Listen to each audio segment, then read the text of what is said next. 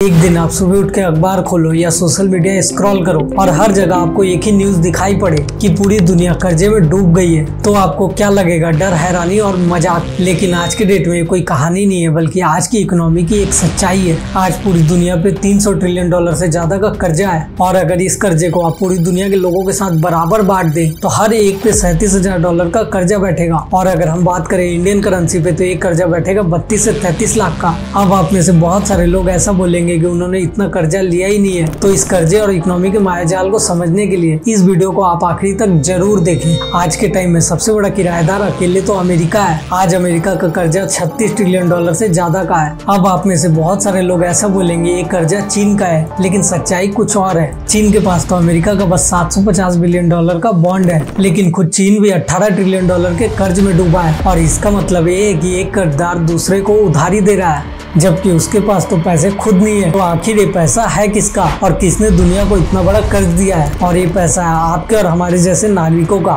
जिन्होंने अपने पैसों को बैंक में रखा है। हम अपने पैसों को बैंक्स में रखते हैं। बैंक और इंश्योरेंस कंपनी इस पैसे को बॉन्ड्स में इन्वेस्ट करती है, और ये पैसा अलग अलग जगह घूमते रहता है, और इसी से हमारी इकोनॉमी चलती है और नए नए डेवलपमेंट काम होते हैं। अब आपके दिमाग में एक सवाल आ रहा होगा कि आखिर ये बॉन्ड है क्या? तो इसका मतलब साफ आसान शब्दों में समझे तो बॉन्ड का मतलब है लिखित वादा। सरकार कहती है कि आप मुझे आज के टाइम में पैसे दो, और इसके बदले मैं आपके पैसे कुछ समय के बाद ब्याज के साथ लौटा दूंगा। और तब बैंक और इंश्योरेंस कंपनी जाके सरकार से बॉन्ड खरीदती है, और सरकार के पास तुरंत पैसे पहुंच जाते हैं, और सरकार उन पैसों से काम स्टार्ट कर देती है। तो हमारे सामने एक सवाल आता है, आखिर ये सिस्टम चलता कैसे है और इसकी शुरुआत कहाँ से हुई? ये सिस्टम अचानक से कभी नहीं आया। पहले लोग भरोसे पे उधार देते थे, और उसके बाद राजा रजवाड़ों ने युद्ध महल के लिए बॉन्ड बेचना स्टार्ट कर दिया था। और उसके बाद 1944 में ब्रेटन वुड्स एग्रीमेंट आया था, और इस एग्रीमेंट में डॉलर को पूरी दुनिया का आधार बना दिया गया। और उसके बाद 1971 में अमेरिका ने पूरे तरीके से गोल्ड स्टैंडर्ड को खत्म कर दिया, और उसके बाद डॉलर किसी भी ठोस चीज पे नहीं, सिर्फ भरोसे पे चलना स्टार्ट हो गया।